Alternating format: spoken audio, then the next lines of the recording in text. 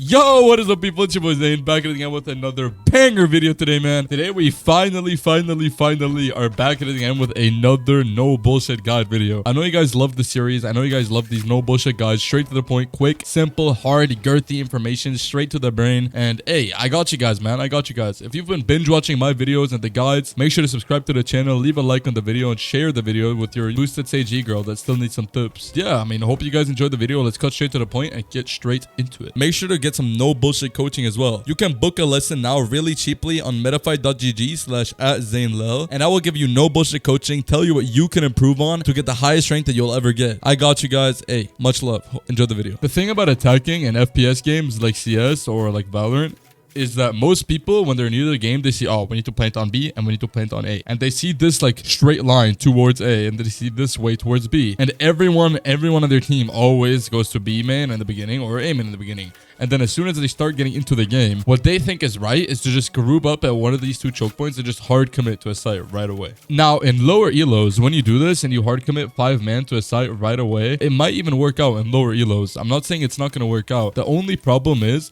the second you start getting into higher ranks, gold and above, people are going to start capitalizing on the fact that you are not taking any map control, okay? If all 5 people on your team are on the same location, that means that your entire team has no idea what's going on any other part of the map except for right here and right here. That is it. You don't have info on literally anywhere else on the map. People could be pushing A, they could be pushing mid, they could be walking up tube, you know, they could be doing anything and you would have no idea that it's happening. And in higher elos, people know how to capitalize on your team not taking the space that they need to take and not holding what they need to hold, and then you're just gonna end up getting shit on the second you get to a higher rank. And that is most likely why a lot of you guys are hard stuck in the rank you are right now, because you keep losing your attack side. And this is where defaulting comes into play. In high elos and every singular pro game, you will almost never see a 5-man execute on a site. It will rarely ever happen, and if it does happen, then it is a well thought through and a really good execute with a bunch of utility. You will never just see 5 people a brain deadly just run it down the fucking B main and hope for the best.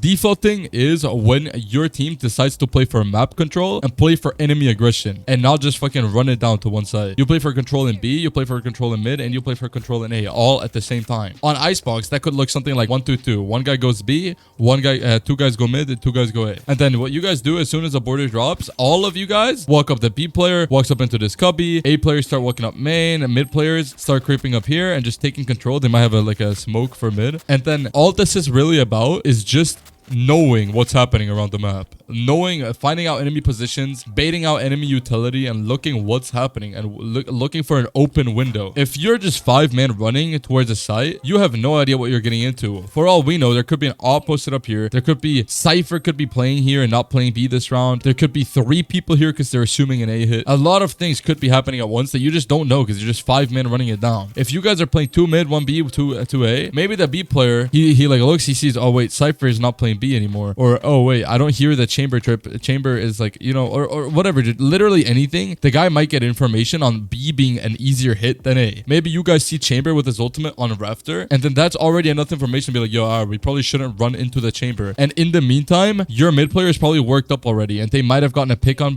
boiler. They might have gotten a pick under. They might be able to work up tube and go into kitchen. There are so many things that your team that happens at the same time during a default. You know what I mean? B players taking space, mid players walk up mid, and then the second you find an opening, boom, I get a kill kitchen. My entire team, the A players start rocking mid, the B player starts walking up, and I'm applying pressure in kitchen at the same time. It will just overwhelm the enemy team. What you need to understand about attacking is that it's not just planting the bomb and getting it down. 5-man running onto site and trying to kill everyone 5v5. When you're attacking, it's important to think through what your enemies could be doing. You look for patterns in their gameplay. Maybe if the enemy Sova always plays mid and always shoots that B recon right here or whatever, you know what I mean? You guys get in the habit of always breaking that recon from B. You always go here and break it. Even if you're not hitting B, you guys breaking that recon denies intel. Just as an example, okay? Or if you notice, enemy KO always throws his KO knife on A. Every single round, there's a KO knife right here. You make sure that you play to avoid that KO knife at some point to deny the enemy's information. Look for patterns in how the enemy plays and try to look for a advantage in the enemy's pattern. If I KO knife this and it doesn't scan anything, I'm like, yo, okay, A doesn't seem like a priority right now. I don't think they're going A. And then meanwhile, you guys are waiting behind the knife and you're just all walking up A slowly, or two of you guys are walking up A slowly and the other people are working B and mid. That is insane. The next insane thing about a default is drawing enemy rotations. The round starts and two of us already swing this. We break this Sova arrow and we just walk up. You know, maybe we throw one or we throw a smoke here. We throw a smoke here. All that might already be enough for these guys to go like, oh, It's A, it's A, it's A. They're pushing me. They're pushing me. It's A. and then this mid player comes towards A, B player comes towards mid, and then you just now created a gap for not only to walk up tube, but also for the B player to make a move and walk up B and get a 1v1 on the guy that's playing solo B. Especially on Icebox, people tend to hit A a lot, so B players tend to rotate really quickly. They don't really sit on site for like a shit ton of time. Play around those factors and look for gaps in the enemy defense. Don't just run into them 5-man hoping for the best. Next thing I really want to talk about is knowing what agent you're playing. Okay.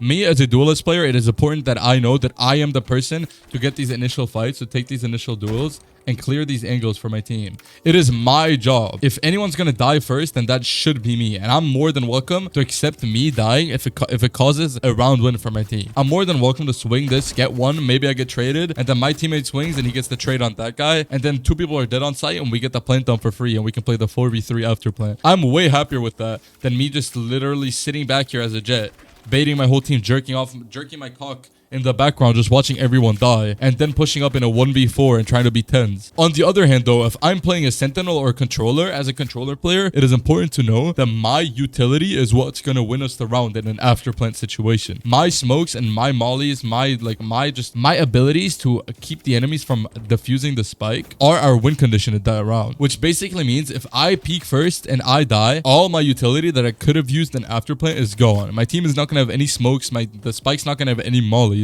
Me dying first is just horrible. A duelist dying, what the fuck is a duelist gonna do? Smoke the fucking bomb off and they can't defuse? That's not gonna happen. We use all our utility to get in. You Phoenix slash this, boom, you molly upper, you walk up, you wall this, and then you push through, you flash through your wall. With Neon, you throw both your stuns, you dash on site, you wall up. With every, your utility as a duelist is made to take space. And then the other roles that stay alive are supposed to use their utility to help you in after plant. Your duelist utility is the one that's supposed to get you into after plant to begin with. Look at what role you're playing, focus on that, and play around that. Don't just do whatever the fuck you want to and wide swing because you think you're 10s and then you get fucking one tap to the dome and you blame your duelist for baiting you. And yes, guys, I get it. Go on and type down in the comments how many times do you have a degenerate duelist that just baits the entire team, a fucking Reyna that lurks A site, meanwhile you guys are all on B trying to take a duel, a degenerate fucking Sage player that doesn't want to play with the team, a Viper player that doesn't want to smoke for his team properly, that just always peeks and dies first for no reason. Trust me, guys, we all deal with that shit. Don't worry about it. What I'm saying is you need to do your part. You can't influence your teammates, but you can influence yourself. As long as you do your part perfectly, you will win more games than you lose, okay? Just trust me on that. One more thing when it comes to realizing enemy players' patterns, if you start noticing that people get really aggressive, okay? That's basically what happens to me. People notice that I always just push immediately and I get really aggressive with Jet or Reyna, and then they literally just sit back here and they buy fucking guns. They're literally in their buy menu the entire fucking round, okay? They're literally here sat like this and they're like,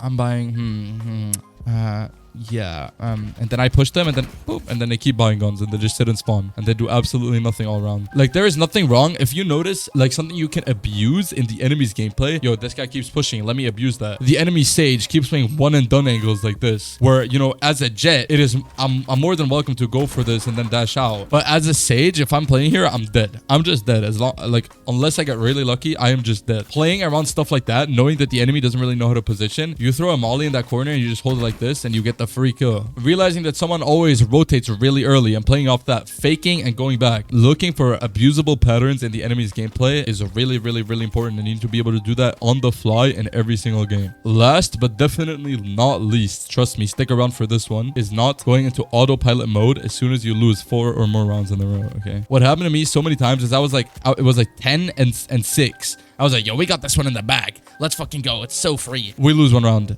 10-7. Next round, we just, for example, we just start walking B like this. We start walking B. Boom, someone gets opt, dead. The next guy swings, boom, gets opt, dead. The other 3 people are scared. They get flanked, boom, they all die. And next round, you guys all just autopilot. You don't want to play anymore. You're all like, fuck it, let me just swing this again. Boom, you get opt, you die. Or there's someone close, you die. There's someone back there, he one-taps you. We just start playing really sloppy, and then we end up getting comebacked on, man. We end up getting cummed on our back, you know what I mean? And that's not something we want, unless you're into that shit, obviously, but you know, that is not something that we want necessarily. We don't want the enemies to come back from a game. We want to be able to close the game out and win. We don't want to be able to give the enemy any room to come back in the game, okay? Which basically means after you lose a round, after you notice that you start losing, so basically, after you start losing 1 or 2 rounds and you notice you and your team autopiloting a lot, you just go, yo, guys, hello? Yo, I feel like we've been dying a lot these past rounds, man. We haven't really been playing. We've just been autopiloting and running it down. And then you call a strat. You're like, all right, we've just been running it down. Let's actually try. 2 guys go A, 2 go mid, 1 goes B. Or 2 go B, let's go 3 mid. Let's smoke this off. Let's walk under 2 and try and take a fight and pile. Just anything to get your team back into the focus, okay? Talk to your team, be like, yo, guys, we've been fucking losing. Well, come on now. This is a free win. Let's win this game. Let's close it out. Easy clap. Don't just go all quiet and depressed and be like, Yo, fuck. No way we're gonna lose this fucking game, dude. What the fuck? get your team back in focus and make sure that you're the one to do it. Don't wait for your teammates to tell you what the fuck you have to do, okay? Make sure that you are the person to tell your team what the fuck they have to do. If no one does it, then it is your turn to do it, okay? If you're not going to be able to step it up and want to win the game for your team, then you're just going to lose those type of games and it's never going to change. We always need to be talking to our team, especially if things are looking really rough. If we're getting comebacked on, we need to start talking. Cheer everyone up, get everyone in a grindy mood, and trust me, you will get back into it and you will win the game. Actually, one last thing I want to mention is communicating with your team in general. Communicating executes. I want you guys to understand that it is not fucking VCT, okay? I don't want you to walk up like this. Yo, Sky, you flash over the top. I'm gonna smoke and dash in. Sky, you flash over the top. Meanwhile, K, I want you to throw your molly here and flash back left. And Sky, you flash over the top through this window. So then they all get blinded. And then I'm gonna smoke top rafter. And Omen, you're gonna TP into that smoke and blind this. And then I can updraft. Dude, all right, let's like a simple thing like, yo, Sky, I'm gonna dash on site, flash through my smoke. Simple. And then you go, all right, Sky, get ready. Are you ready? Are you ready? All right, let's go. Let's go. 3, 2, 1. Boom. Sky, hook out, blind it. Everyone blind. Come on.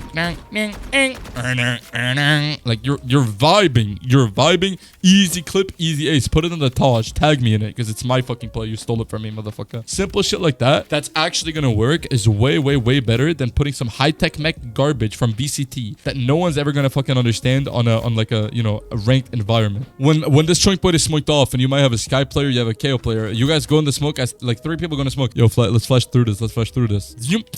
Ding, ding. You know, and you walk out together. You're a team. You're an army, okay? You guys go together and you guys work together. And what's important is for you to be the guy that does that with your team. You don't want to be the silent fucking duelist that goes bottom frag and it just didn't say a single word, I miss her, bruh, on the fucking kill feed. Like, you just don't want to be that guy. You want to be that duelist who goes, all right, can you flash through the smoke? Let's go. 3, 2, 1. You know, boom, you got yours. Suck. You go back through. Then he flashes this. You guys go together. You guys take space together and take space as a team. You always want to have people with you in order to trade, okay? Trading on attacking is like the most important thing ever. You never want to peek this by yourself and die and let the enemy reset. You always want to be like, you always want to make sure you have someone to trade you. Especially as a duelist, you peek this and you die. Your support player or sentinel player can swing this and get the trade kill to make the numbers even. And even numbers are always in favor of the attackers, okay? A 4v4 is attacker favored. If you kill someone and you die as an attacker, that is worth. That is 100% worth. Because that means that the enemies don't have as many people to stack on site. Let's say there's 2A, 1 mid, 2B. You kill a B player and now B only has 1 player. You die, you guys still have 4 players, right? So then it's going to be a 4v1 on site, which is hella a lot in your favor if you kill this guy. Even if you only get 1 pick on mid very early, that means that the enemies can't play their normal setup and they have to play off of that peak and switch up their numbers in some way, shape, or form, letting you capitalize on that, on the fact that your enemies can't position properly. And that's how defaulting is so important, because then you'll see, oh, who's rotating, what site is weak right now, what can I hit? Anyways, guys, I know this was a shit ton of information. If you still have any questions about it, make sure to hit me up on Twitter at any time. I always answer my DMs on Twitter if it is actually some,